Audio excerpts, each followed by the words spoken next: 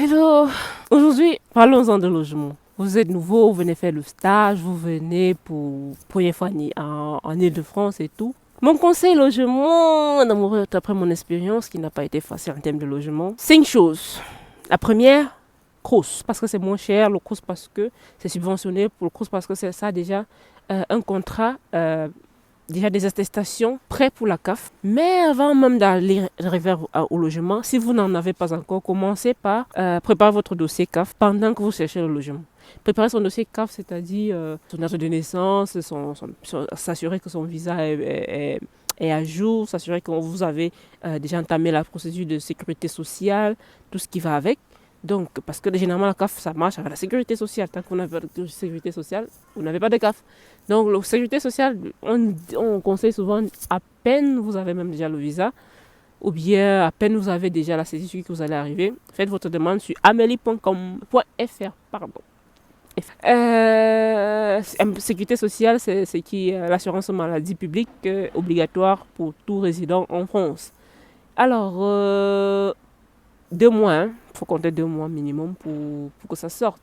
Et généralement, déjà, créer une instance, c'est souvent mieux pour et compléter éventuellement des dossiers après, parce que rassurez-vous, après 1 mois, vous aurez toujours des trucs en cours. Et tant que vos dossiers sont en cours, vous pouvez charger des documents. Alors, sécurité sociale, c'est bon, CAF, c'est bon. Vous cherchez le logement. Vous cherchez le logement, ok.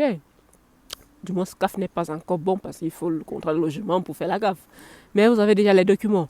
La chose à faire en réalité, c'est commencer par le Crous. Et pendant que vous attendez le Crous, si vous avez la possibilité, il y a des sites comme particulier à particulier, Île-de-France, vous cherchez des logements là. Et voilà, généralement c'est moins cher. Peut-être vous pouvez trouver une chambre à 300 balles, 350 balles. Ou bien, ça c'est la deuxième option. Donc la première option c'est le Crous. Et je ne peux que conseiller de déclarer le prix donc prêt à payer sur les plateformes du Crous ou bien la plateforme de votre université qui a mis en disposition peut-être des particuliers avec des étudiants de votre université. J'ai mis du temps à le comprendre. Pas toujours. Après, pour le Crous, il ne faut pas toujours avoir de quoi, de façon explicite, le démontrer. Mais si vous avez peut-être une attestation de retrait d'argent, vous avez peut-être quelque chose en tout cas. Si vous avez demandé peut-être un visa, vous avez dit que vous avez une attestation quelque part qui prouve que vous avez vous balancer ça aux courses. Mais je ne dis pas de prendre un logement dont vous ne pouviez pas payer. Et généralement, il ne faut pas être effrayé en Ile-de-France, surtout par les prix de loyer. C'est cher, c'est vrai. Mais il faut savoir que la CAF diminue considérablement le prix du loyer, surtout quand vous êtes étudiant, ça diminue considérablement. Donc, par exemple, j'ai eu à payer pendant quelques mois un loyer à 150. Mon loyer, normalement, c'était 158 euros. La CAF prenait en charge 50 euros. Après, mon loyer est passé à 342 euros. Ma CAF, normalement, doit prendre en charge un truc comme 200 euros. Donc, je me retrouverai en train de payer 142 euros. Donc, pour un loyer, par exemple, des amis qui ont un loyer de 400 euros, la CAF se retrouve en train de payer 200 euros. Donc, ils sont à autour de 180, pas plus de 200 euros tout de même de loyer. Donc, il ne faut pas vraiment. Le plus important, c'est avoir vraiment la CAF activée le plus vite possible pour pouvoir atténuer votre loyer.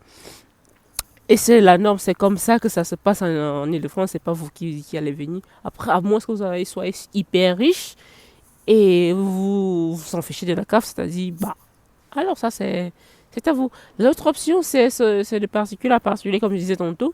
C'est-à-dire, il y a un site qui s'appelle PAP, particulier à particulier. Vous pouvez chercher des logements. J'ai des camarades qui ont trouvé des logements en utilisant ce site-là en fonction de votre résidence. C'est très important. Il ne faut pas prendre un logement qui est trop loin de votre site principal. Ou je ne sais pas si c'est pas un travail ou un stage. C'est vraiment pas commode.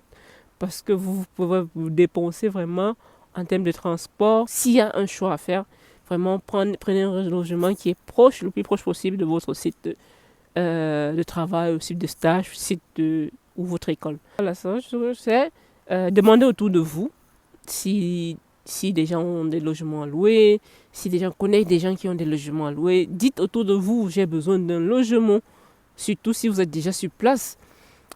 Ça peut vous aider à trouver quelqu'un ou bien à connaître quelqu'un qui a déjà eu à visiter un logement et qui ne l'a pas trop plu. Peut-être ça peut vous intéresser, vous. La quatrième chose, ça serait les logements sociaux. Généralement, c'est moins cher, mais le problème, c'est que vous devez équiper vous-même. Moins cher, entre guillemets. Moins cher entre guillemets parce que ça peut être varié entre 400 et 600 euros. Pointez un. Donc, à vous de voir si c'est vraiment, vous n'avez rien d'autre à disposition. C'est une possibilité. Donc, vraiment, n'oubliez pas la CAF, elle est hyper importante. Amélie, la sécurité sociale, elle vous permet de faire tout parce que sans sécurité sociale, vraiment, vous n'avez rien. Ça, c'est un bonus. Hein. Sans sécurité sociale, vraiment, vous ne pouvez rien faire en France. C'est dommage. Vous ne pouvez pas jobber, vous ne pouvez pas consulter un médecin, vous ne pouvez pas avoir la CAF, les réductions pour la CAF. Vous ne pouvez pas faire de stage. Même pour la convention de stage, vous avez besoin de sécurité sociale. Et pour ceux qui ont besoin de petits titres de séjour, prenez-vous tôt, mais assez tôt. Donc, ciao, ciao.